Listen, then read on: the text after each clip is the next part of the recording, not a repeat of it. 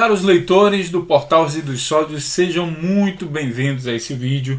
E aqui eu gostaria de conversar com vocês sobre as definições da Política Nacional de Resíduos Sólidos brasileira, lembrando que isso aqui vale para o Brasil, e nessa definição aqui nós vamos falar dos geradores de resíduos sólidos.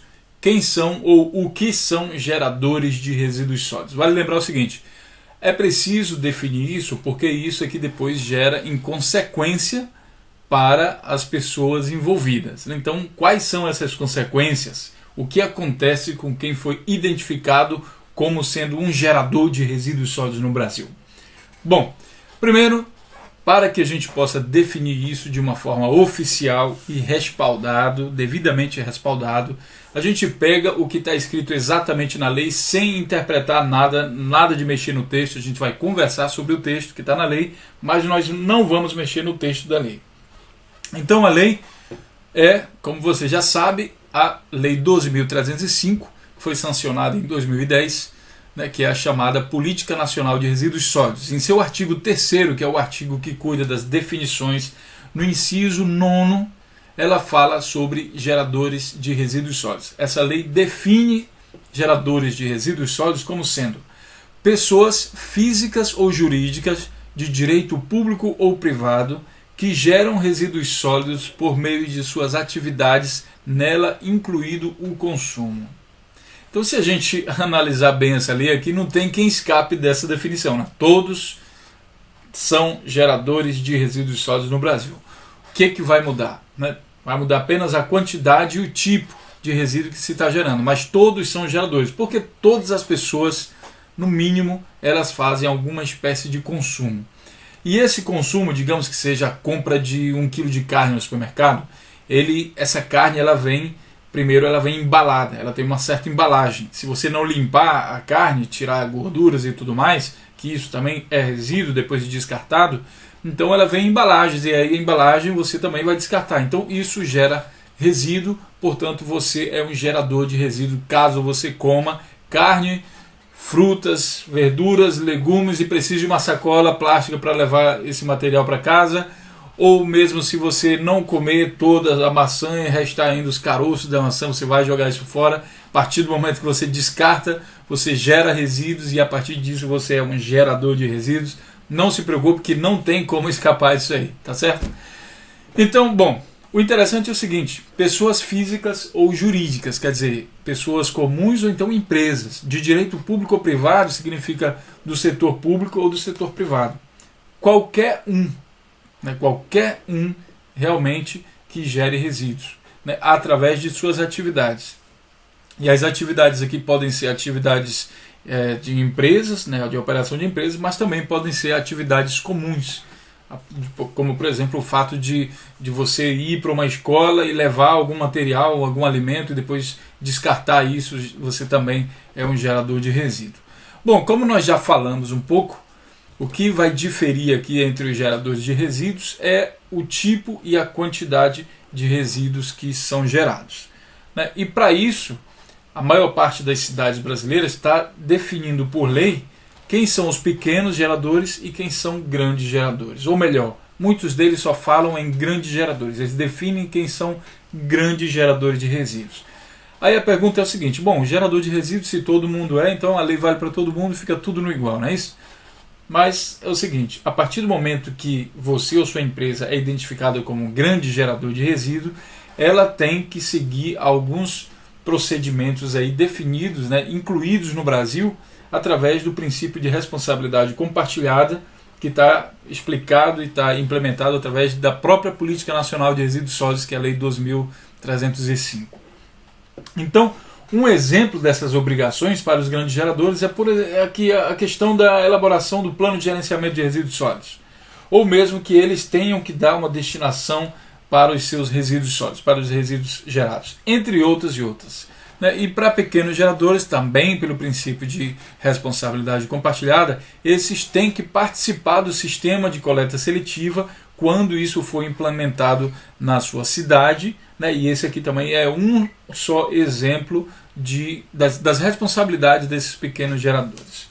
Bom, mas por que só um exemplo? Porque eu não falo todos. Porque isso aqui varia em função dos municípios. Dependendo do município que você está, você vai ter então outras obrigações. A lei vai mudar completamente, né, para pequenos, grandes, médios geradores em função do município que você está. E por que isso é assim? Bom, nós sabemos que se tudo for feito, né, nós estamos agora em 2015, maio de 2015, se tudo for feito como manda a Política Nacional de Resíduos Sólidos, os municípios devem elaborar os seus planos de gestão integrada de resíduos, e esses planos eles vão fazer através do trabalho de diagnóstico de resíduos, né, na gravimetria, mas também o diagnóstico do município.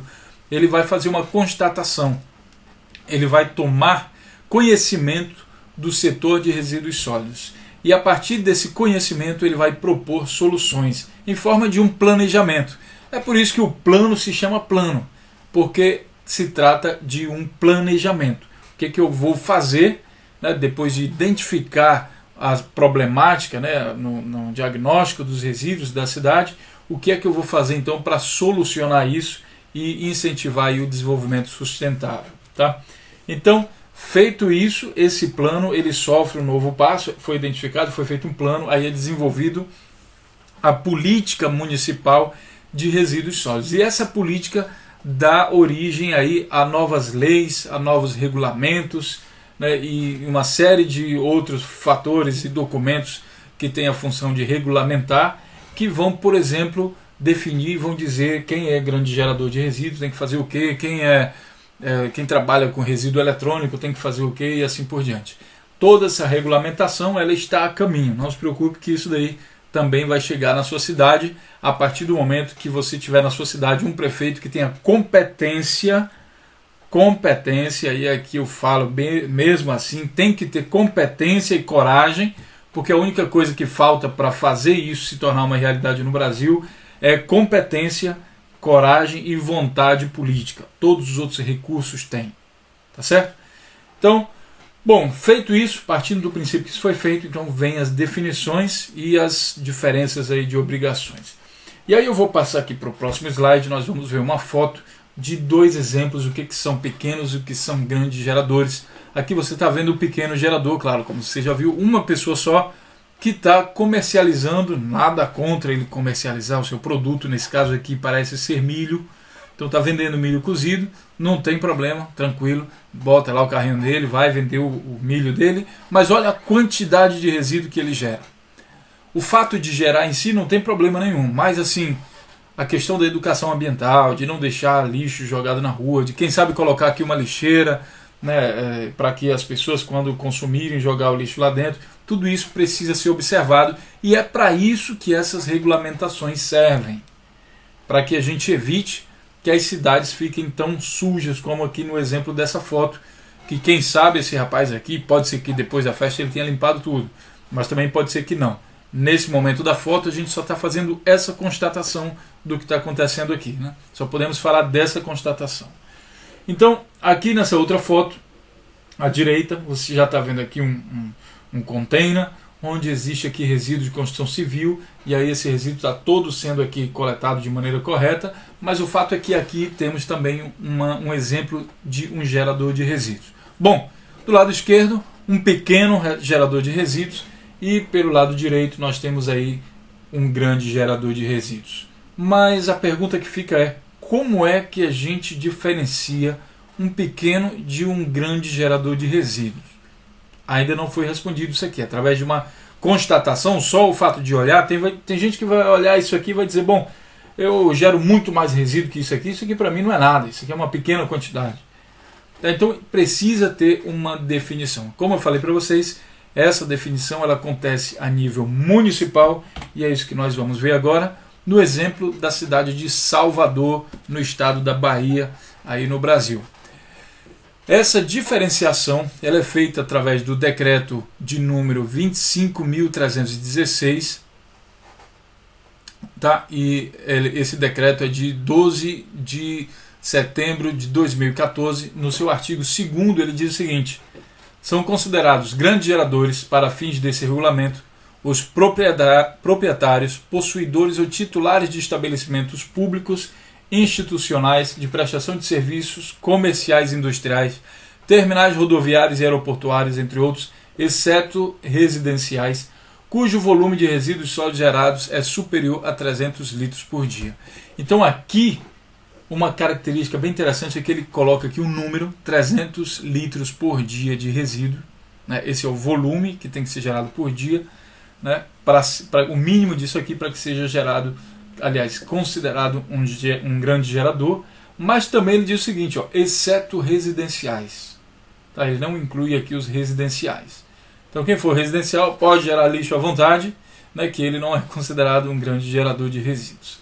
E aí a consequência dessa identificação está na continuação do decreto, que diz aqui no seu artigo 5, no seu artigo 5º, os titulares dos estabelecimentos enquadrados como grandes geradores ficam obrigados a realizar o seu cadastramento na sede da Limpurb. E aí, ao fazer o cadastramento, deve apresentá-lo juntamente com os seguintes documentos na sede da referida empresa. Aí tem vários documentos aqui da empresa e o que chama a atenção da gente é esse aqui, o 4º ponto. Plano de gerenciamento de resíduos sólidos nos termos da Lei Federal 12.305, que é a Política Nacional de Resíduos Sólidos brasileira. Então, na hora de fazer o cadastro, a empresa em Salvador, que gera mais de 300 litros por dia, precisa apresentar um plano de gerenciamento de resíduos sólidos, e isso constitui uma grande oportunidade para os consultores que trabalham com planos de gerenciamento de resíduos. Quem trabalha com elaboração de plano encontra aqui na cidade de Salvador uma grande oportunidade e tem um vasto campo aí para atuação em todas as empresas que ele identificar como sendo grandes geradores de resíduos. Tá? Para as empresas significa isso, né, que ela tem que apresentar isso, ela tem que dar destinação final para os seus resíduos, né, ela tem que dar uma destinação, aliás, para isso, para os seus resíduos, e livra aqui os geradores residenciais. Em um outro exemplo, na cidade de São Paulo, a Lei Municipal, aqui já não é mais decreto, a Lei Municipal 14.973, de 11 de setembro de 2009, ela disciplina o armazenamento, a coleta, a triagem, a destinação dos resíduos sólidos produzidos em grandes geradores de resíduos no município de São Paulo. E aí ele diz o seguinte: consideram-se para os fins dessa lei grandes geradores de resíduos os proprietários, possuidores e titulares de estabelecimentos públicos, institucionais de prestação de serviços comerciais e industriais, entre outros, geradores de resíduos sólidos caracterizados como da classe 2, pela NBR 10.004, né, em volume superior a 200 litros diários. Isso aqui já vale para a maior parte dos geradores. Aqui você vê que já muda a quantidade de resíduos gerados. Aqui já são 200. São Paulo está mais rigoroso, 200 litros por dia, grande gerador de resíduos, e daí tem que sofrer a consequência. Mas ele também diz que também são considerados grandes geradores os proprietários, possuidores, titulares de estabelecimentos públicos, institucionais de prestação de serviços comerciais e industriais, dentre outros, geradores de resíduos inertes, tais como entulho, terra, material de construção com massa superior a 50 kg diário. Tá, então, quando se tratar desse tipo de resíduo, aí a lei é mais dura, ela diz que a partir de 50 kg diário já é considerado um grande gerador de resíduo. Correto? E também os condomínios de edifícios não residenciais ou de uso misto, cuja soma dos resíduos sólidos, caracterizados como resíduo de classe 2, gerados pelas unidades autônomas que o compõem, seja em volume médio diário igual a superior a 1.000 litros por dia. Tá? Então temos aí 1.000 litros por dia, para você ter uma ideia de tamanho de um condomínio desse. Né? Então você pensa 1.000 litros por dia. No Brasil, se cada habitante gera mais ou menos 1 quilo por dia, então aqui a gente teria 1.000 pessoas mais ou menos. Né? Se a gente pensar que uma casa tenha 4 pessoas, então a gente está aqui com quem sabe umas 200 casas mais ou menos, né? Então daria 800 quilos por dia, 200 casas, então 250 casas, aí a gente está de bom tamanho, né? Sendo que essa média de 4, né, pode variar, aí pode ser 3 pessoas, quem sabe dependendo da cidade, essa média também pode chegar a 5 pessoas, né? Fica variando aí entre 3, 4 e 5 pessoas, isso seria uma coisa normal no Brasil, tá certo? Então vocês veem que no estado de São Paulo existem diferenças de quem gera e que tipo gera. Já em Salvador nós não vimos, nós só vimos a diferença entre setor público e setor, aliás, o setor público empresarial e o setor privado, no caso aqui